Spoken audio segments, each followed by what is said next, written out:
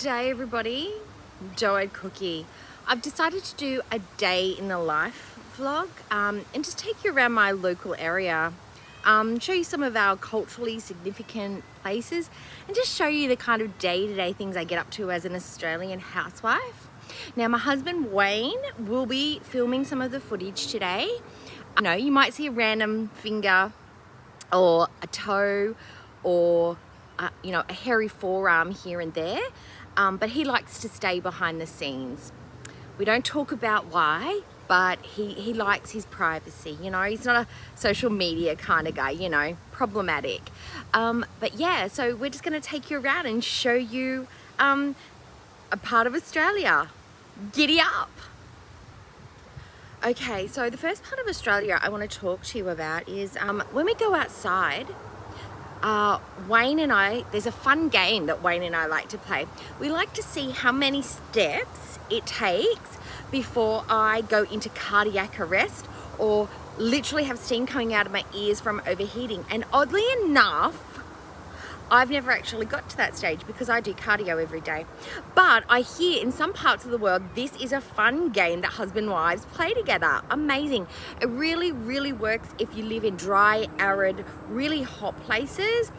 Yeah, the outcome can sometimes be quite dire, but if you try hard enough and if you're tempted enough, I hear some people can actually drop dead from exertion. Yeah, I know. Sounds fun, huh? Romantic even. All right, guys. Okay, so the first part of the we're going to show you is some of the wildlife. Now, this is what's commonly known as an Australian panther lion. They come in all shapes and sizes. This is a smaller version.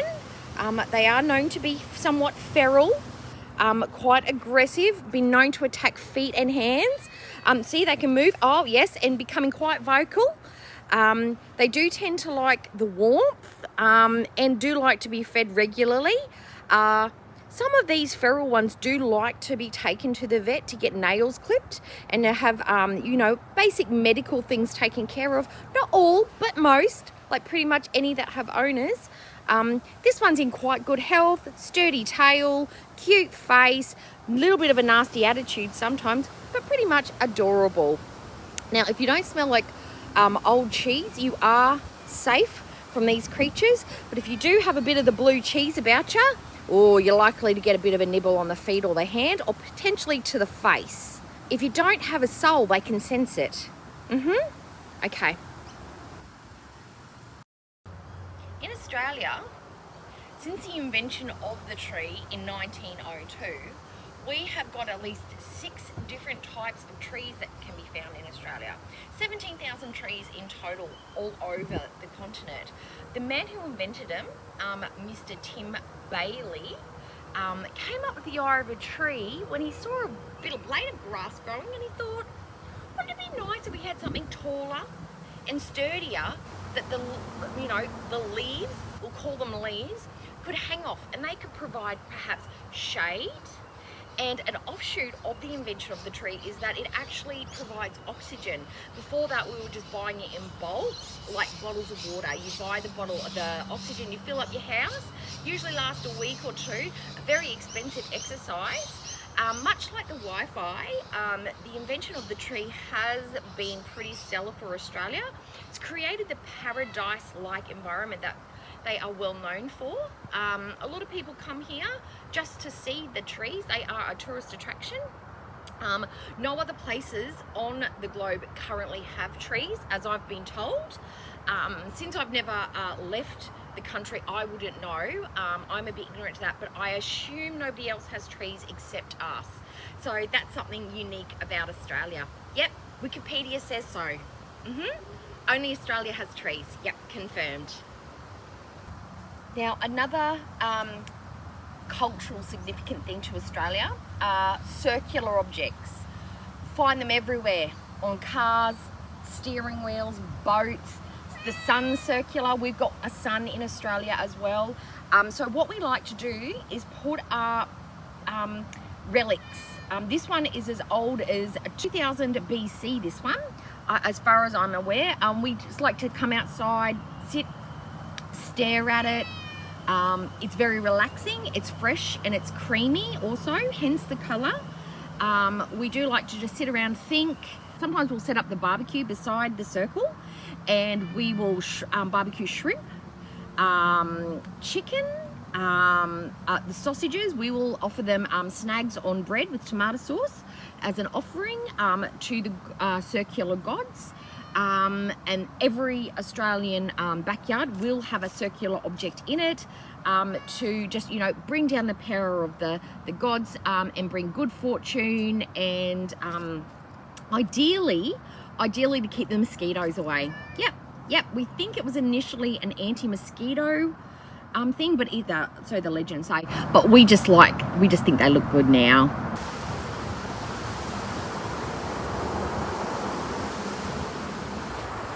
Now, I forgot to mention before, because Australia is quite good at inventing things, we've also come up with this great, I know many households have them, but they are fences. You may have seen them, you may not have, but most houses and a lot of places around in Australia will have a fence. And what they'll do is they'll put it around the entire perimeter of the block of land that their home is built on. And the idea of the fence, you would think, is to keep things in, such as the feral cats and things like that. Perhaps dogs. I don't know if you've got dogs where you're from, but we also have dogs. But they are, more importantly in Australia, there to keep things out, such as drop bears, rabid kangaroos, wildebeest, yowies, those sorts of things. Yep. Feral wombats. We need to keep so many things out. The flying snakes are a big problem. That's why they need to be quite tall, because they can just fly straight on over these bad boys. A lot of the times they'll be made out of wood to blend into the background, because we wouldn't want an eyesore. This one here, we camouflaged it by actually allowing some of the natural wildlife, a natural fauna, I should say, some of the natural fauna, to integrate itself with the actual fence. I mean, sometimes the other fun thing about fences is you can just come out here and look at it. You can just come out here and stare at them. If you look high enough into the trees, you might see some of those flying snakes and a drop bear.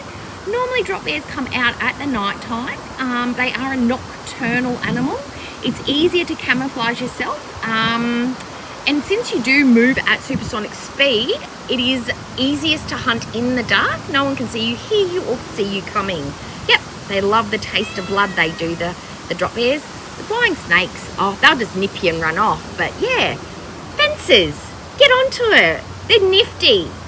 If you need some ideas or plans on how to acquire yourself a fence, you can always just jump on Pinterest. Loads of them. Just jump on the old Pinterest. Yep, fences. So we're just going to pop off down to our local store, our local cafe, to grab us some traditional local. We're going to get some meat pies, some rissoles, some snacks on bread, some Tim Tams, some Milo. Not too much because I don't really have a sweet tooth. I'm going to grab some lamingtons, some jam drops, a pavlova, you know, just something. I'm not that peckish, just, you know, something light, something easy, and a couple of drinks. Yum. See you then. Giddy up.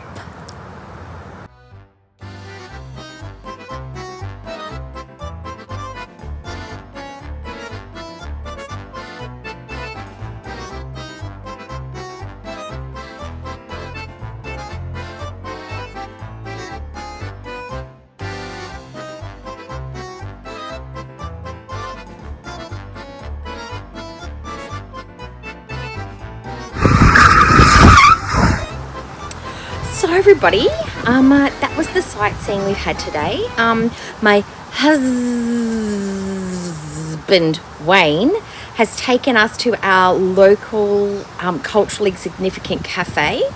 I don't know if you've got cafes where you're from, but here in Australia, our cafes, bar none. They were also invented in 1902, coinkadinkly, same year as the trees.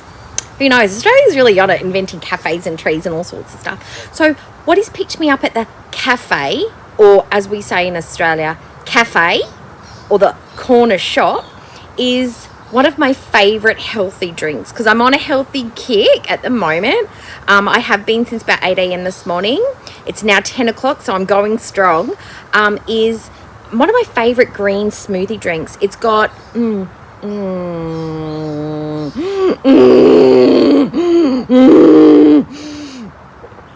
oh, it's so good. Oh my god.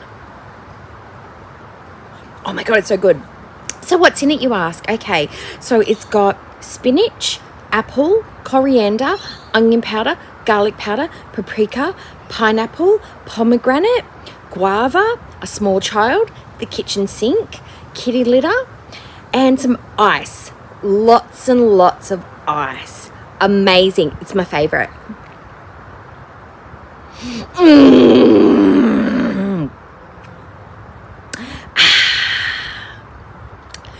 Bye, guys.